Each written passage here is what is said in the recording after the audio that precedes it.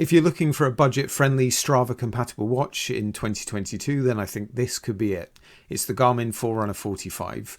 I'll take you through pricing, setup, and general use for an activity.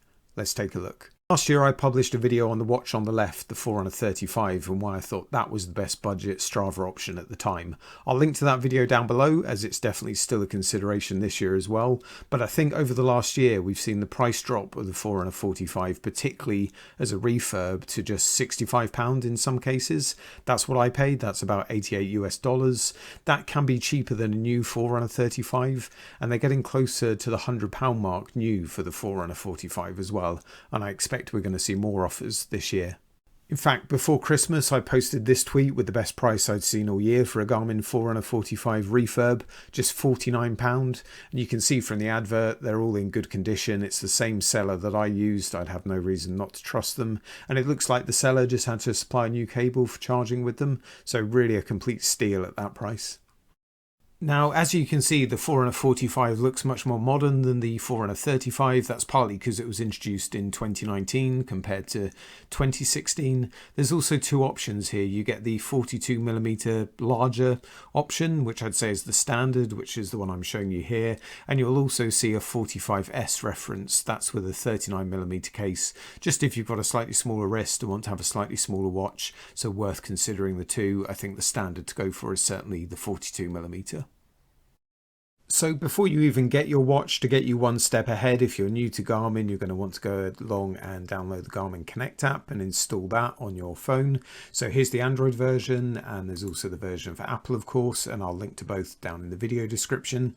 And if you're new to Strava as well, you're going to want to download, sign up and log into Strava as well. So again, for Android, I'll link it down below, and the same for the Apple version as well. Now, once you've got these apps and you're signed up, what you can actually do is connect the Garmin Connect app to Strava. And if you want to see more details on how you do that, you can check out my Garmin Forerunner 35 video. It's the same process. I'll link to that part in the video description down below as well. Essentially, what you're doing is allowing your data to sync from your watch to the Garmin Connect app, and then the Garmin Connect app to sync through to Strava. Hope that makes sense. Do check out that link in the description below if not. So here's my unboxing experience. Obviously I was ordering a refurb, so it was coming without the original box in my case. So very simple. The two main things you need, the watch and the charging cable. So here's the USB charging cable. It's not a USB-C as such. It's got those pins in the end, so it is a specific cable you will need to use with your watch. Very easy to use, works really well. And then here's the watch itself, so nicely packaged, obviously just with a disclaimer there to say make sure you charge and update it before you use it. But let's get the watch out and take a look to show you the kind of thing you can expect. So it's been packed carefully, the screen is protected, and the strap looks in good condition. Now you will see the only slight flaw with the one I received is a tiny dot mark towards the top left. You can see it there. Doesn't really affect it at all. I can't really tell when I'm using it in daylight. It's only when you have it in certain angles you notice that. But I'll just give you a look around it. So yeah, it's got a really nice comfy strap. The back of it, those four dots there, that's where you're going to connect on the left that charging cable to. It just clicks on very nicely either way round. And then that's the heart rate monitor in the middle there. And yeah, it's not too chunky as you can see, but I'll give you a side-on view of it as well as the face. So yeah, three buttons on the left that I'll explain in just a bit. Very simple to use. And then if I flip round to the back again and over to the right hand side, you can see the two buttons there as well. And again, I'll take you through those and how you use it in just a bit. So let's get the Forerunner 45 charged up, show you how that's going to work. So take your USB cable with the 4 pins and connect it onto the 4 dots on the left hand side of the watch. It'll go either way round, but you just have to click it into place. It's very simple. It'll lock on like that, so you'll know it's in place. And then with the standard USB-A end, I tend to take an old phone charger or something similar and just plug that into the phone charger brick, and then of course plug that into the wall. You could use a laptop or similar if you prefer to do that. It'll take about 2 hours to get a full charge, and when you do turn it on at the wall, you'll see the screen light up, you'll see that triangle logo, and then you'll either see a charging logo or you may see it, like I do, go straight into the options and the default setup, which is asking you for your language as the first question. So here we go, and that's exactly what I'm going to take you through next, the setup. A quick note on battery life first. So I typically need to charge once a week, and that was with me getting 3 to 4 hours of activity tracking out of the watch, plus general watch usage with notifications, that kind of thing all week long. Now that may be partly due to it being a refurb. Charging once a week certainly wasn't an issue for me. It may be if you buy brand new, you're going to see slightly longer out of the watch. Now, if you're already an owner of this watch, please do comment down below and give your experience of battery life on it. Okay, so let's take you through the initial setup. So first of all, if your watch is powered off, you want to hold down that top left light button. That's how you get to turn the watch on and off. So hold it down, you'll see the triangle logo appear, and it should boot back up and go into that language choice menu. Let's give it a second.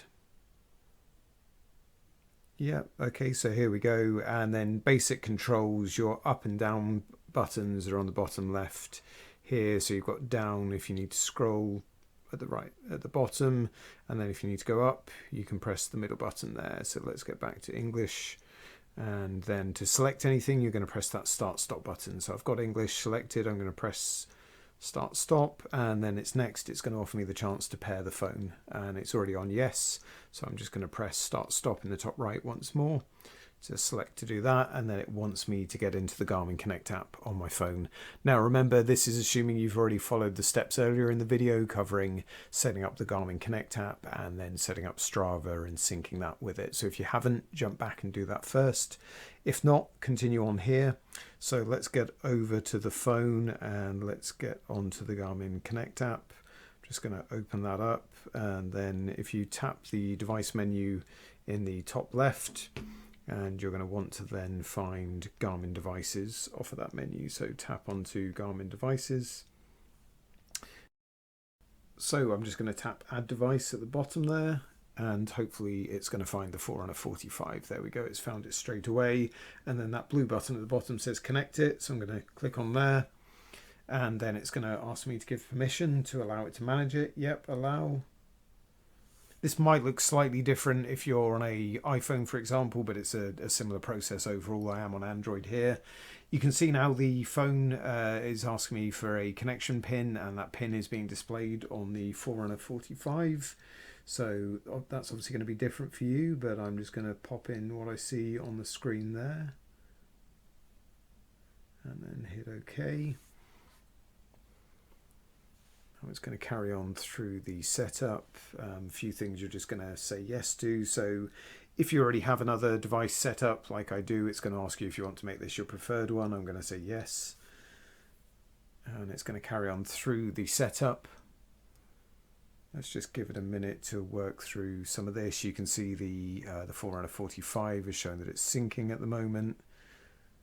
And you can see the progress bar just displayed on the phone, just showing you that it's working through that. Shouldn't take too long to do this.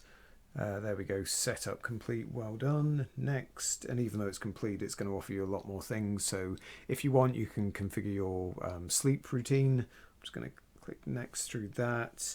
You can turn on do not disturb during that time. I'll say yes.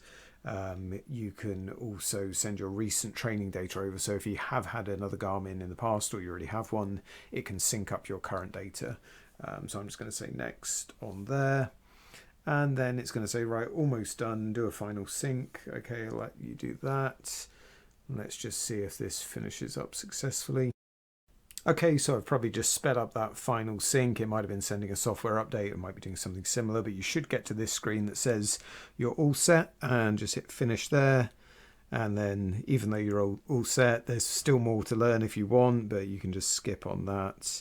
And then finally, you're all set, finish. Job's a good one. So you can now get off on an activity, press the start stop button in the top right, and then use the down or up buttons to scroll to the activity. I'm going to go for a cycle, and then press start stop once more when you're on the right activity. It's going to go to this screen while it tries to pick up GPS, and then once you've picked up GPS, you can hit the start stop in the top right again. There's also options at the bottom that you can have a play around with.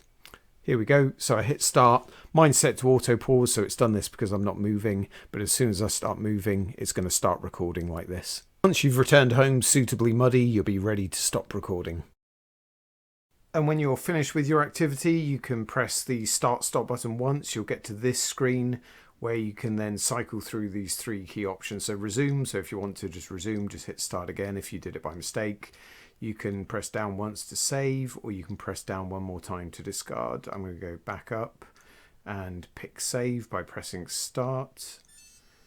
That's now saving the activity, and it should automatically sync via Bluetooth with the Garmin Connect app on the phone, and then that itself should then sync with Strava.